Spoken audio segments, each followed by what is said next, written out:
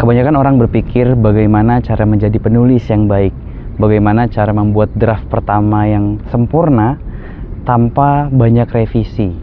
Nah, ini adalah pemikiran yang mungkin terlalu idealis dan juga terlalu perfeksionis, sehingga sering menghambat pertumbuhan ataupun kemampuan kita menulis. Hai guys, balik lagi sama aku Dia Sataya. Aku udah lama nggak ngonten, dan bisa dibilang 2-3 bulan lalu banyak banget hal yang aku hadapin, dari tugas kuliah, masalah hidup, kemudian juga banyak hambatan lainnya, dan banyak ide-ide konten yang sering terlewati, tapi setidaknya sudah ku catat dan perlu realisasi aja. Nah, hari ini aku bakal bahas tentang 3 hal yang mungkin para akademisi ataupun kita ya mahasiswa itu sering kepikiran gitu. Yang pertama tentang menulis, yang kedua tentang revisi, dan yang ketiga tentang publikasi ataupun impact.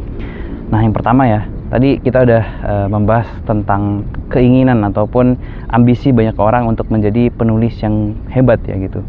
Nah, beberapa waktu terakhir aku sempat merenung untuk membuat publikasi, tapi ada yang menghambat ketika aku banyak pikiran kayak harus sempurna gitu, harus terstruktur, harus referensi yang kuat, harus punya argumentasi yang kuat gitu, harus punya literatur yang relevan gitu. Tapi makin kesini aku sadar kalau terlalu banyak memikirkan hal-hal itu dan aku nggak nulis sama sekali, ujung-ujungnya aku bukan menulis tapi memikirkan. Nah, menulis memang proses mengorganisir pemikiran. Berbeda ketika kita bicara atau dengar podcast, itu sistemnya kayak komunikasi dialog ya, atau monolog gitu. Nah, tapi ketika kita menulis, kita betul-betul mengorganisir pemikiran kita dalam bentuk tulisan gitu. Kita berbicara kepada pembaca seolah-olah kita itu memiliki interaksi dengan mereka. Nah, untuk menciptakan tulisan yang bagus sebenarnya itu nggak bisa dalam sekali buat, atau dalam artian seperti penyihir simsalabim langsung bagus, simsalabim langsung jadi, nggak seperti itu. Lebih kepada proses gitu. Menulis itu proses untuk menuangkan pemikiran pribadi, merefleksikan apa yang kita pahami, kemudian juga menyebarkan apa yang kita ketahui ya, atau yang kita spesialisasikan gitu. Nah, menulis itu bukan sekedar kenikmatan pribadi, tapi juga bisa relevan dengan kehidupan ataupun pemikiran orang lain. Ketika kita menulis, kita memilih untuk menyebarkan pemikiran, dan di dunia yang serba digital ini kita punya kesempatan untuk visible atau terlihat gitu. Percuma kalau kita pinter tapi kita nggak mempublikasikan pemikiran kita. Percuma ketika kita bijaksana, punya banyak hikmah, tapi kita nggak bisa membagikan hikmah itu kepada orang lain gitu. Nah, salah satu keuntungan menulis adalah kita punya peluang untuk visible atau terlihat, terdengar gitu, berinteraksi, terengage dengan orang-orang di luar sana gitu. Nah, kembali lagi, tadi proses menulis adalah suatu kenikmatan intelektual yang gak semua orang bisa nikmatin gitu. Banyak orang bisa membaca tapi belum tentu bisa menulis gitu. Banyak orang yang mungkin bahkan gak bisa membaca gitu, atau gak suka membaca gitu. Nah, jadi kenikmatan membaca dan menulis ini adalah sesuatu yang kata Ustadz Nuruddin itu gak semua orang milikin gitu. Jadi bersyukurlah ketika kita punya 2 nikmat ini, atau salah satunya gitu. Kemudian ketika kita menghindari sifat perfeksionis tadi, merenungkan kembali bahwa action lebih penting daripada idealisme gitu, kita akan masuk ke proses selanjutnya, yaitu revisi. Nah, kebanyakan orang takut dengan revisi.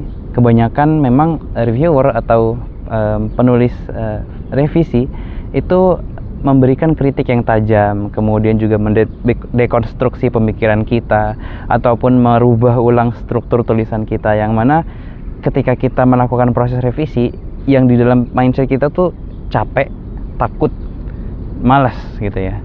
Nah, tapi ada salah satu novelis yang bernama Bernard Malamud yang mengatakan bahwa revisi adalah salah satu bagian kenikmatan dari proses menulis. Nah, dari sini kita bisa memahami ya bahwa menulis itu bukan ilmu sihir yang tadi aku bilang simsalabim langsung sekali jadi, orang langsung terkesima, orang langsung terpukau dengan tulisan kita. Tapi revisi itu adalah salah satu bagian dari menulis itu sendiri gitu. Jadi ketika kita menulis tanpa revisi, kita seolah-olah mengiyakan semua pemikiran kita tanpa mau mengkoreksi atau mengevaluasi apa yang telah kita lakukan. Ketika kita menulis tanpa revisi, kita merasa diri kita ini perfect gitu. Dan ketahuilah bahwa revisi itu adalah sesuatu proses untuk memperbaiki, menyempurnakan, dan bahkan merapikan tulisan gitu ya. Ketika kita menulis tanpa revisi, percayalah tulisan kita itu betul-betul berantakan.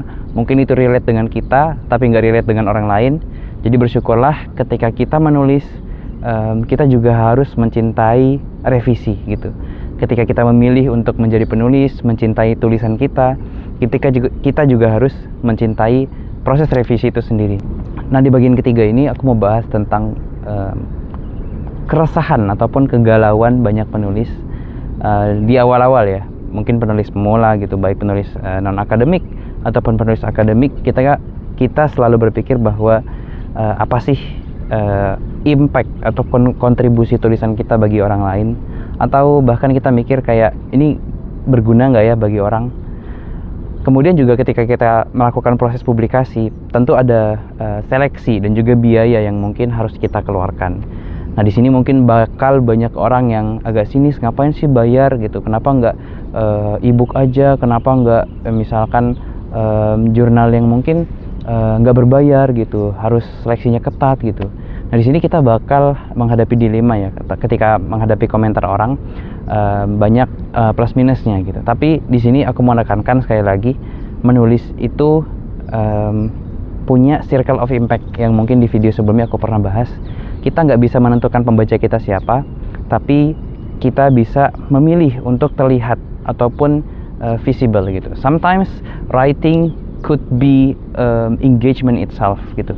Kadang menulis itu bisa membangun network, bisa membangun engagement dengan pembaca di luar sana yang bahkan kita nggak kenal, yang mungkin punya prospek ataupun punya potensi yang bisa lebih dari kita ataupun bisa mengajak kita untuk kolaborasi, kita nggak bakal pernah tahu gitu. Tapi dengan kita memilih menulis, kita memilih untuk berimpact gitu, meskipun kecil ya. Tapi dan misalkan ketika kita nggak memilih untuk menulis, itu pilihan kita sendiri gitu. Dan kita juga nggak bakal mendapat benefit yang lebih ketika kita menulis gitu ya. Nah, impact ini adalah sesuatu yang tidak bisa terukur. Seringkali menulis ataupun akademisi ataupun novelis itu punya impact yang berbeda-beda gitu. Jadi kita nggak bisa menyamaratakan, kita nggak bisa mengeneralisir semua kemampuan ataupun semua pemahaman kita dalam satu buku gitu. Kita nggak bisa mengukur impact kita dengan perubahan sosial gitu. Seringkali perubahan sosial itu bukan terjadi secara instan gitu ya. Ketika kita menulis, kita berusaha memberikan fundamental yang mendasar, fundamental yang dalam kepada para pembaca. Bukan kita menulis publikasi misalkan Sinta 2 ataupun Scopus, tiba-tiba orang yang baca langsung berubah total. Eventually like society transform instantly. Itu nggak bisa kayak gitu. Jadi lagi-lagi menulis itu proses intelektual, dan perubahan sosial itu membutuhkan waktu dan juga sistem untuk berubah. Tapi dengan kita menulis, setidaknya kita bisa memberikan impact kepada orang-orang yang ada di sekitar kita. Mungkin itu aja video singkat yang bisa aku sharing kali ini, karena ini juga merupakan rekam jejak ya, atau proses intelektualku selama beberapa bulan terakhir untuk merefleksikan, dan juga pada momen kali ini aku bakal sharing ke kalian semua. Mungkin itu aja, semoga bermanfaat. See you in the next video. Bye bye.